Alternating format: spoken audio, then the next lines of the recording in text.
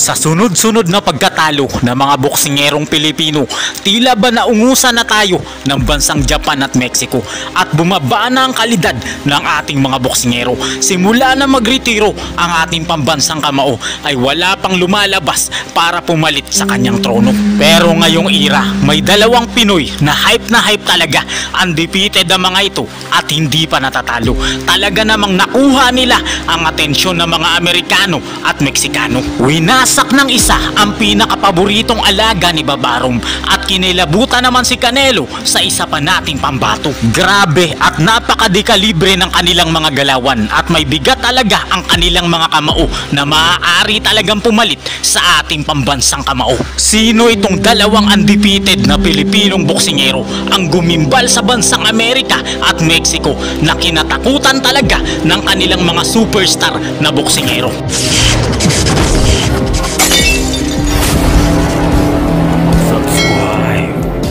Alam nyo ba na ang pinakapaborito at pinakamahusay daw na alaga ni Babarom ay winasak ng Pinoy na taga Davao del Norte? First now, see his legs were cemented. He knows exactly what he's looking for right there. He just flashes the right hand. May isang napakalakas na undefeated na Pinoy na boksingero na bata ni Chavit Singson ang dumurog sa alaga ni Babarom. Round 3 brutal knockout ang ginawa ng ating bida, kaya napaiyak na lang si Babarom sa ginawa ng Pinoy sa kanyang paboritong alaga. At ang pinakahalimaw na super featherweight undefeated boxer ng Australia ay pinagretiro po ng ating pambato pagkatapos makatikim ng pinakabrutal na knockout na pagkatalo mula sa undefeated na ating boksingero.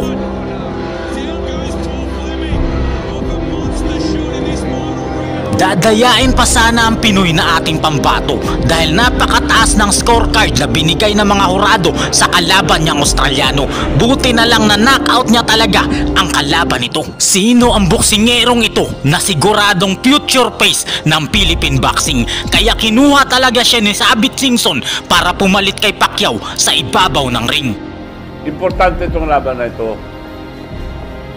Pag may awa ng Diyos at manalo, magkakaroon ulit tayo ng bagong champion. Si Charlie Coronel Suarez o mas kilala bilang Charlie Suarez ay ang tinaguri ang King's Warrior ng San Isidro, Davao del Norte. Katulad ng ibang boksingero, pagsasaka rin ang tanging ikinabubuhay ng pamilya nito. Kaya bata pa lamang ay maagang nabatak ang katawan ng ating pambato. Sob-sob sa kakatrabaho at kakainsayo, kaya sobrang tigas na talaga ng katawan ng ating boksingero. Sa kanyang karera bilang amateur boxer, kahit na nilalagnat at wala sa kondisyon ng ating pambato, ay pinahirapan niya talaga ang pound for pound boxer noon na si Vasyl Lomachenko. Hanggang mabigyan ng pagkakataon ng ating bida na lumaban sa bansang Australia, kalaban ng pinakamalakas na boksingero nila sa Super Featherweight Division. Araw ng Miyerkules, March 15 taong 2023, sa Kevin Beach Stadium, Sydney, South Wales, Australia, ay dumayo ang ating bida. Makakalaban niya rito ang undefeated boxer ng Australia na si Paul Fleming para sa 3 major title sa Super Featherweight Division. Ang IBF at IBO Intercontinental Super Featherweight title at ang WBC Asian Super Featherweight belt ay nakataya sa magaganap na laban. May record ang Australiano na 28 na panalo, 18 sa pamamagitan ng KO at walang talo. Samantalang ang ating pambato ay meron namang 14 na panalo, 9 sa pamamagitan ng KO at wala ring talo. At sa Australia ginanap ang laban, kaya heavy underdog talaga dito ang ating kababayan. Round number 1 ng gigil agad ang napakatangkad na Australianong kalaban. Gusto niyang i-overpower ang ating kababayan pero di niya nagawa dahil napakatindi ng kamao at depensa ni kabayan.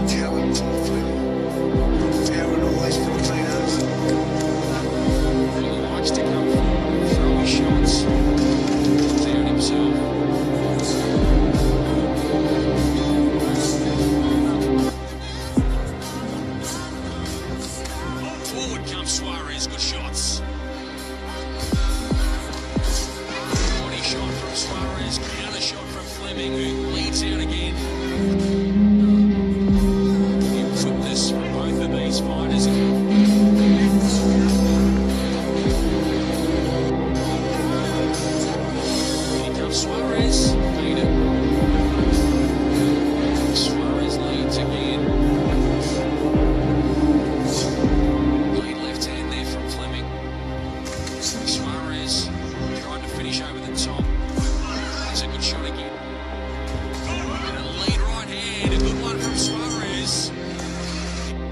Sa round number 2, nakuha na ni Kabayan ang galaw ng kalaban, kaya naging madali na lang sa kanya na ito ay patamaan. Hands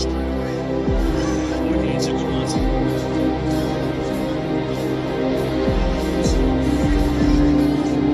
So he needs to keep Suarez away from him. Says so. As he goes again. 20 shots off the good shot there, left hand again from Fleming.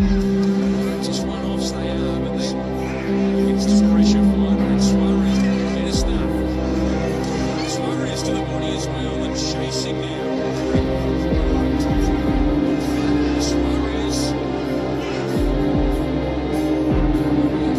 So counter shot Suarez.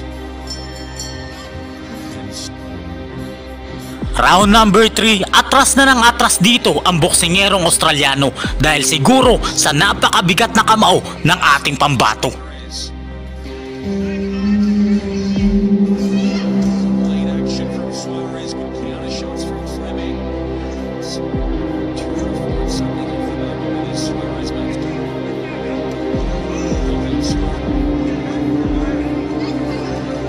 chasing Suarez.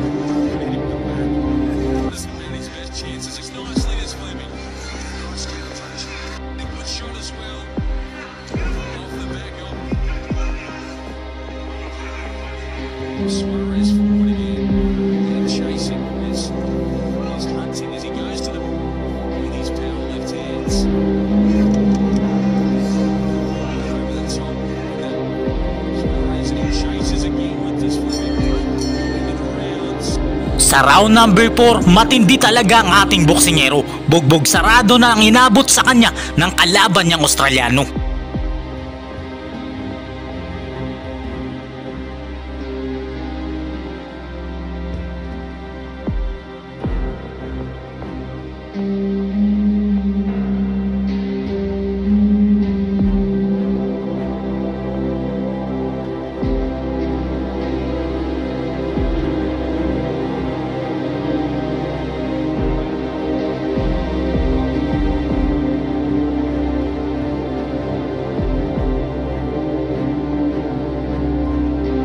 Round number 5, napakatigas ng ating kababayan at pinakita niya ang napakahusay na skill sa boxing, kaya nagmukhang mahina ang undefeated na Australiano na si Paul Fleming. Fleming takes into the body. Suarez over the top with his right hands. Not to the head. Suarez Napapayakap talaga dito ang undefeated na Australiano dahil sa tindi bumayo ng ating pambato. against the ropes and shot it over the top. Suarez, but Fleming defended nicely.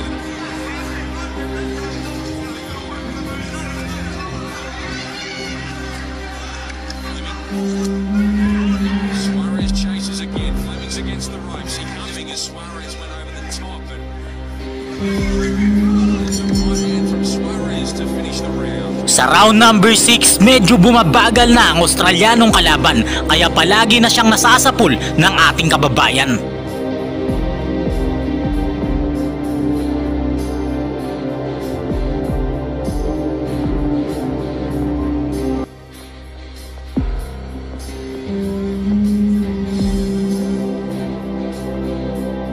Bago pumasok ang round number 7, wasak na ang muka ng Australiano habang relax lang at ganadong-ganado pa po dito ang ating pambato. The second half of this fight, got the right hand from Suarez to start it. Suarez showing it, it's ripping it here and there. Shots from both fighters. Suarez, good shot there from Paul Fleming. The shots. Suarez, one. Good shots. Now he works. Suarez lands with the right hands. Times, but then he just keeps firing. 40 shot of his own. Suarez over the top. Fleming counters, and he's leading this round, staying out of trouble. He jabs perfectly as Suarez comes towards, and good shot, Suarez. Just a Sa Sa round number 8, atras na talaga ng atras ang Australianong kalaban dahil napakatindi talaga ng kamao ng ating kababayan. Here in round number 8, it's all on the line between Fleming and Swanton, eliminator for the IBO world title, but it also has huge repercussions. The other sanction he got, nice shot from Fleming. Sitting in South too, you stand from Fleming. Suarez felt that one. He comes. Suarez fights straight back. Suarez throws. Yeah. Suarez.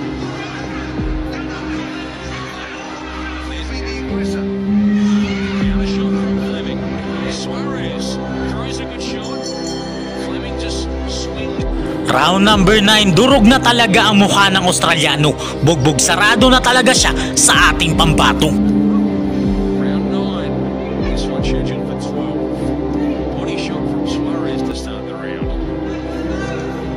And again, one hand, Fleming came back. Fleming, he finishes with one over the top. Suarez straight back off the ropes towards him. Now Suarez goes forward again. Couple of shots to the body that Fleming covers up to. Right hand is to work. Turns the right hand around as Suarez, he tries it again, but Fleming's away. Tight round this, they both want something big to finish it.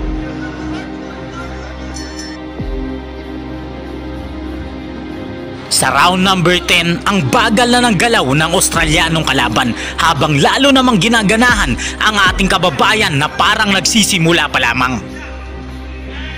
Aggressive from Suarez. There's a good shot. Suarez.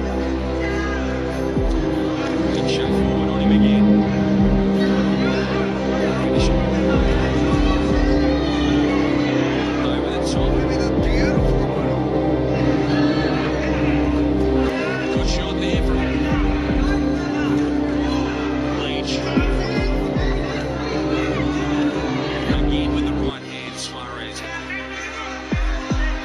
It's been a good shot for him. And he's relying on it more and more the later we get into this fight.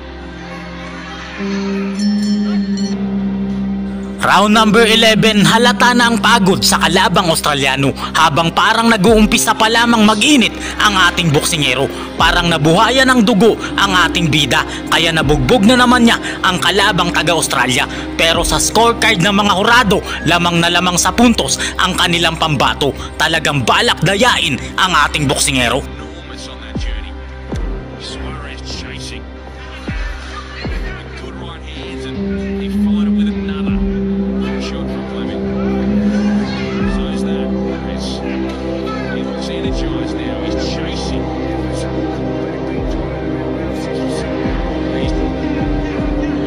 Suarez chases again. Fleming.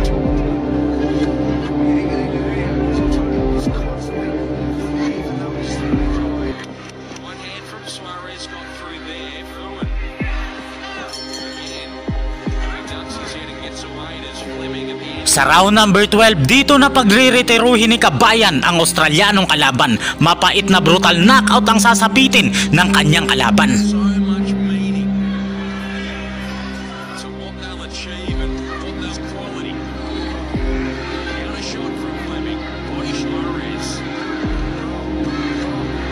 Here he goes, Fleming. Wala na talagang lakas dito ang Australianong kalaban dahil yakap na siya ng yakap sa ating kababayan. Suarez deeply.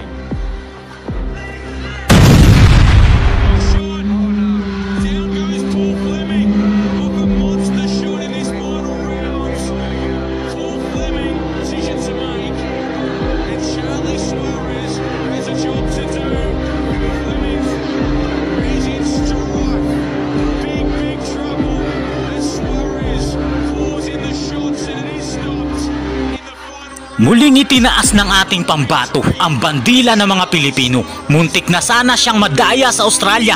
Buti na lang na knockout ng ating bida ang Australianong kalaban niya. Araw naman ng Sabado, August 26 taong 2023 sa Hard Rock Hotel and Casino, Oklahoma, United States of America ay muling dumayo ang ating bida para kalabanin ang pambato ng Dominican Republic na si Johan Vasquez.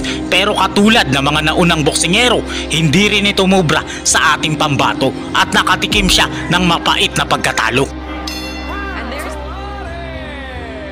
Pagkalipas ng 7 buwan ay muling lumaban ang ating boksingero. Araw ng Sabado, April 13 taong 2024 sa American Bank Center, Texas, United States of America ay muling dumayo ang ating bida. Makakalaban niya rito si Luis Coria, isang Amerikano. Pero katulad ng ibang boksingero ay pinaglaruan lang siya ng ating pambato at nakatikim rin siya ng mapait na pagkatalo.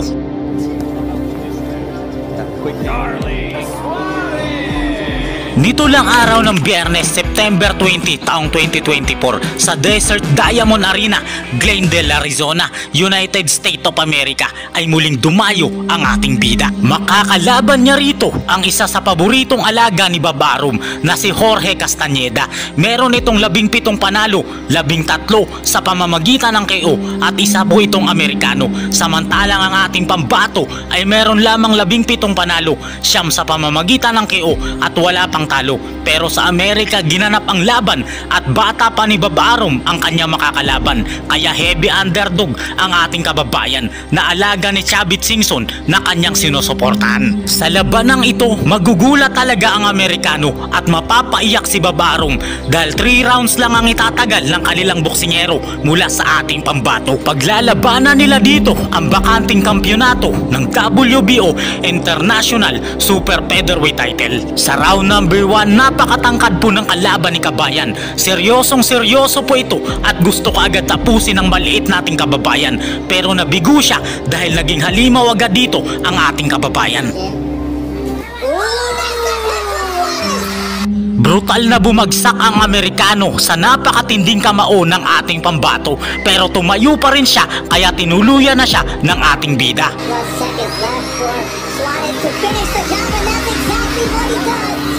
Si Charlie Suarez ay naging bagong kampiyon ng WBO at itinaas niya muli ang bandila ng mga Pilipino. Siya na ngayon ang isa sa pinakasikat na boksingerong Pilipino.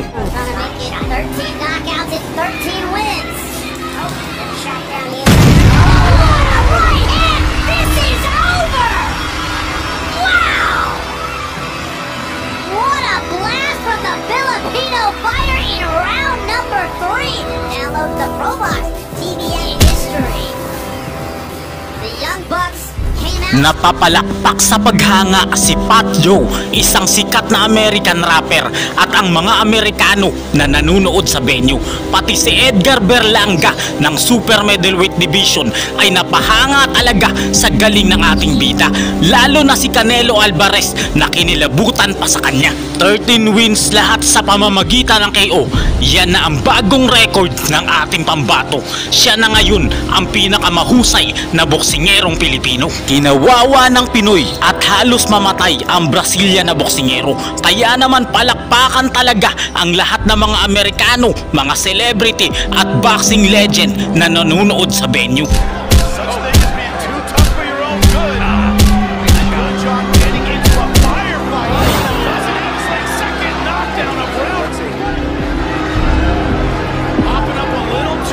Grabe ang pagsisigaw-sigaw, hindi makapaniwala at kinilabutan talaga si Canelo Alvarez sa galawan ng isang Pinoy na pinakamalakas sa middleweight division.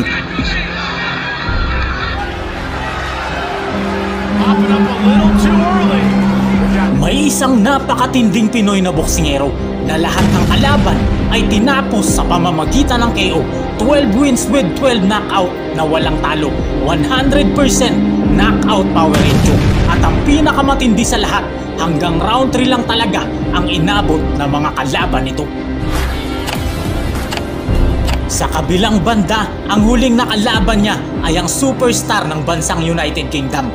Napakalaki, napakalakas at walang kinatatakutan. Siya ang former bare knuckle champion ng bansang United Kingdom. Pero round 2 lang pala ang itatagal niya sa ating kababayan. Dahil dito, ang ating boksingero ay ginimpal ang mga Amerikano na nanunood sa venue dahil sa napakatindi na ginawa nitong TKO na panalo. At sa pinakahulihang laban sa bansang Amerika ay natulala at napahanga niya talaga si Edgar Berlanga, ang isa sa pinakamagaling na boksingero sa middleweight division. Si Weljan Sandag Mindoro o mas kilala bilang Weljan Mindoro ay ang ipinagmamalaking boksingero ng bayan ng Dumingag, lalawigan ng Zamboanga del Sur. Siya ang tinaguriang The Triggerman ng Philippine Boxing dahil lahat ng kanyang nakalaban ay pinabagsak niya sa ibabaw ng ring. Wala rin na isang nakaligtas na boksingero sa kamao ng halimaw nating pambatong ito. Bata pa lamang kasi ay hinubog na siya para maging isang napakatigas na boksingero. Walang humpay sa pagtatrabaho at kakaensayo, at sa kanyang amateur career sa pagiging isang boksingero, gumapang talaga lahat ng nakalaban nito, kaya naging kampiyon agad siya at nakitaan ng talento. Hanggang mapadpad ang ating bida sa Bacoor, Cavite, at dito na siya namalagi. Bitbit ang kanyang pangarap na maging world champion at tuluyan sa buhay ay magwawagi. Araw ng Huwebes, January 12 taong 2023 sa Sablayan Astrodome, Occidental, Mindoro. Dahil sa sunod-sunod na panalo sa pamamagitan ng KO ng ating pambato na si Weljan Mindoro, ay pinalaban siya sa pinakahalimaw daw na boksingero ng bansang Indonesia. Si Willem Rek ay mas malakas pa daw kay Stewart na may 22 na panalo sa kartada nito. Kaya heavy underdog po dito ang ating pambato. Pero ang veterano at halimaw daw na boksingero ng bansang Indonesia ay 3 round lang ang itinagal sa ating bida. Sa round number 1, napakalaki at oversized talaga ang kalaban. Pero ganito talaga ang mga katawan sa mas mataas na middleweight division na timbangan. Matangkad si Mindoro pero mas malapad po ang kanyang kalaban.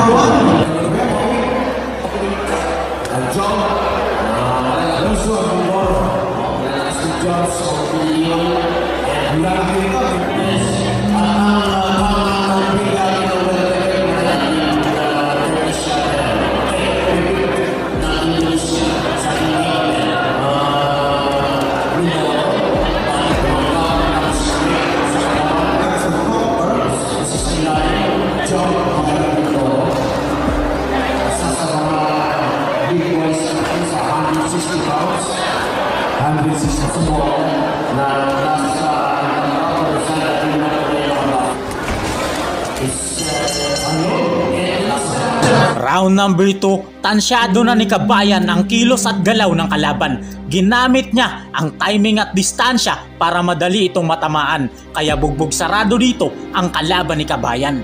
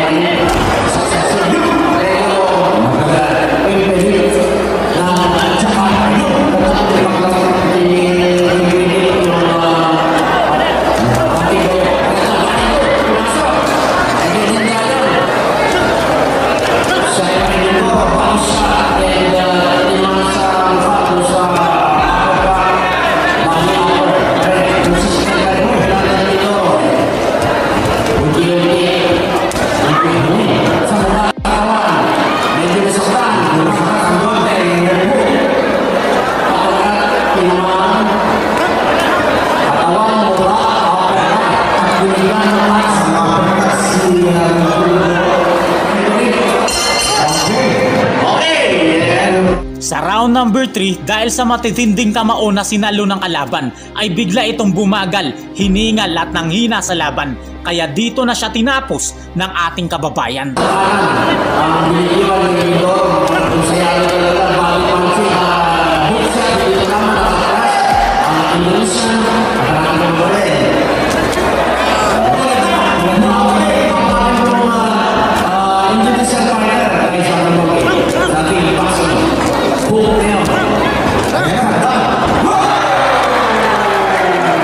Sa sobrang tindi ng mga kamao ni Mindoro ay halos mapatay niya ang kalabang boksingero.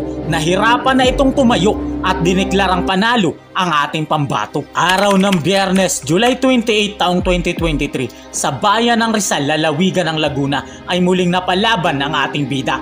Makakalaban niya rito ang pambato ng Japan na si Mao Tameda. Pero tulad ng sinapit ng mga naunang boksingero, round number 1 lang din ang itatagal nito sa ating pambato. Round number 1, agresibo ang Hapon na boksingero pero hindi talaga niya kinaya ang lakas ng ating pambato. 2 beses siyang pinabagsak ni Weljan Mindoro.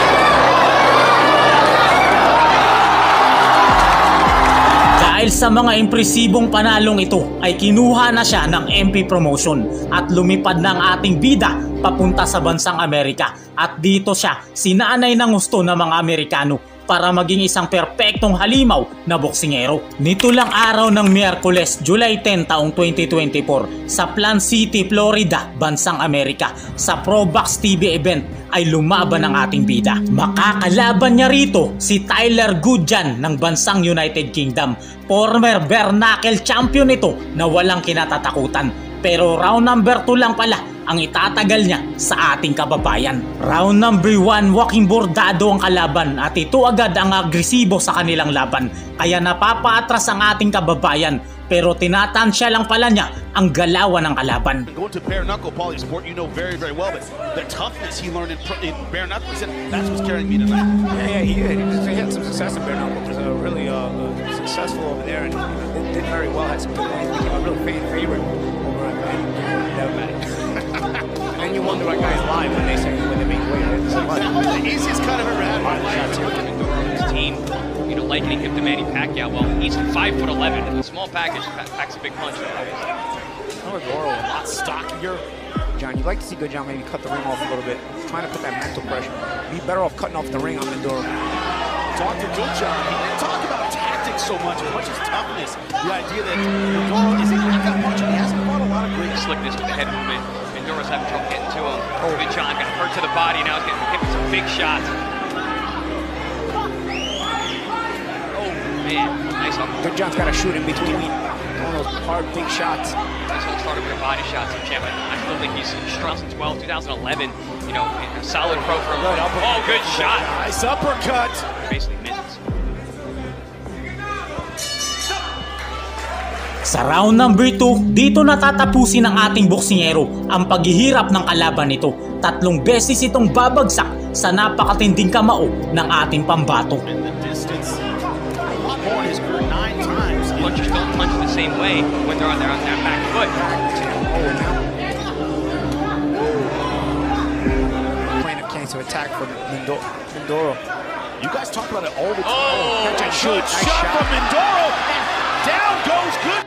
Parang trumpong lasing, hilong-hilo ang kalaban ng matamaan ng solidong kamao ni Kabayan, pero nagkunwari siyang okay at muling lumaban, kaya kalbaryo lang ang sinapit niya sa ating kababayan. Let's see if he holds. He probably should hold it. Such thing as being too tough for your own good. Good job getting into a firefight. Doesn't have his second knockdown of round number 2. He's going to take his time here, but let's see. I was going to say, going punch for punch with a puncher like Maduro, not a good idea for Good John. Legs aren't under him. Could this be it? How much time does he have? We got 30 seconds, 25 seconds. Let's see if he's able to get out of the round. A couple more clean shots, the referee's going to step They in. have to hold you. Let's see if he holds. Oh, the body shots too. Not the holding time. Punch in between. Can't knock the heart of Good John. Trying to fight fire with fire, and it's over. Nagulat talaga at kinalabutan ng mga Amerikano dahil sa napakatinding ginawa ng ating pambato. Nito lang araw ng Sabado, November 9, taong 2024, sa Osceola Heritage Park, Florida, United States of America, ay muling dumayo ang ating bida. Makakalaban niya rito ang matangkad na Brazilian knockout artist na si Lucas Diabrio, pero katulad ng mga naunang boksingero na nakalaban ng ating pambato, 3 round lang din ang itinagal nito sa ating boksingero. Sa round number 1, nakikipagsabayan pa dito ang Brazilian na kalaban, pero kahit na matangkad dito ay unti-unti na siyang na-overpower ng ating kababayan. He does take punches pretty well. He can make punches. So now we're talking about this off-air. Maduro kind of reminds us of Lester Martinez.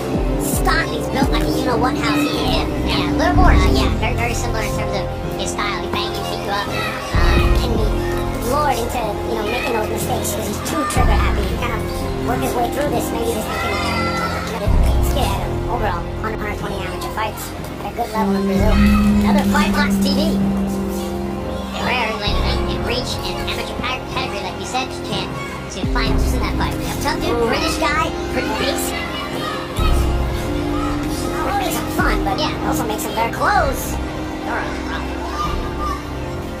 Fighter from Brazil, still in it. Sa pagpasok ng round number 2, pagdaan ng maladiwatang ringer ay biglang nag-init ang dugo ng ating boksingero at napabagsak niya dito ng 2 beses ang kalabang Brasiliano.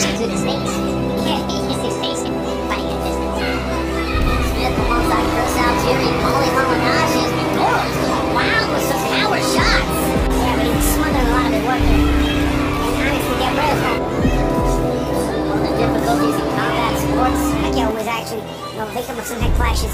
Just finished his era. I'll be So yes, I agree with him. I see a lot of guys mimicking that style.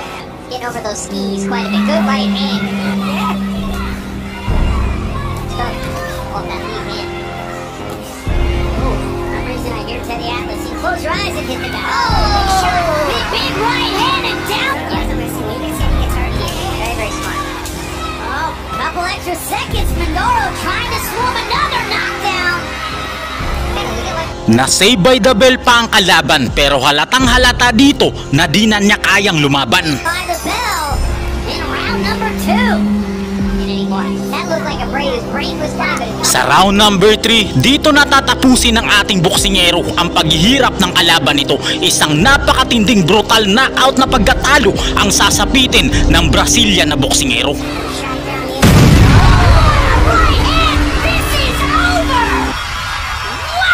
Natulala talaga si Edgar Berlanga, kinilabutan si Canelo at palakpakan ang lahat ng mga Amerikano nang masaksihan ng lakas ni Weljan Mindoro na balang araw ay magiging world champion na natin ito. Huwag kang manggugulang at mandadaya sa iyong kapwa dahil laging may nakabantay sa iyo ang ating Diyos na dakila.